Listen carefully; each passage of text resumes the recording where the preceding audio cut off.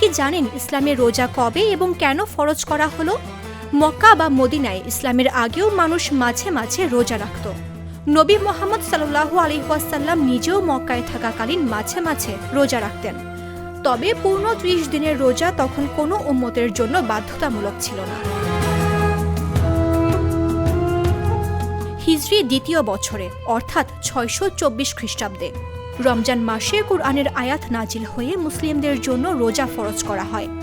ইসলাম বিশেষজ্ঞরা বলেন, পূর্ববর্তী নবীদের সময়ও রোজার রীতি ছিল। নবী আদমের সময় মাসে ৩ দিন রোজা, নবী মুসার সময় আশুরার দিনে রোজা, নবী দাউদের সময় একদিন পরপর রোজা রাখা হতো।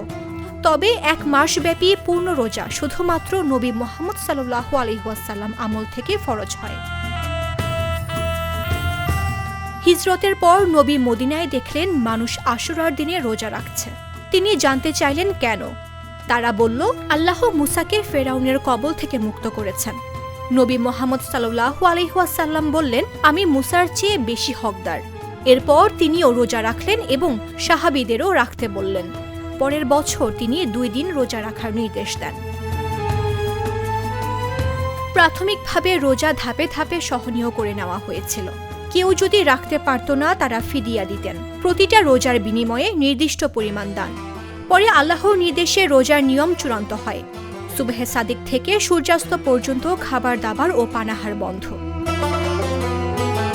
ইসলামিক ইতিহাসবিদরা জানান, সেহরি ও ইফতারে খেজুর, জমজমের পানি, দুম্বার দুধ ও মাংস খাওয়া হতো।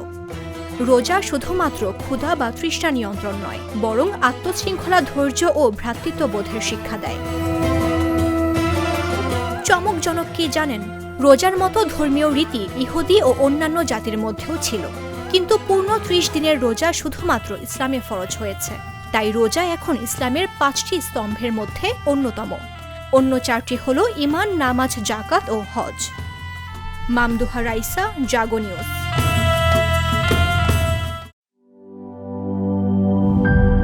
গ্লিটারের টুইন লেমন ও অ্যান্টিব্যাকটেরিয়াল ফর্মুলা বাসনকে চকচকে জীবাণুমুক্ত করে আমাদের দেয় গ্লিটার গ্যারান্টি।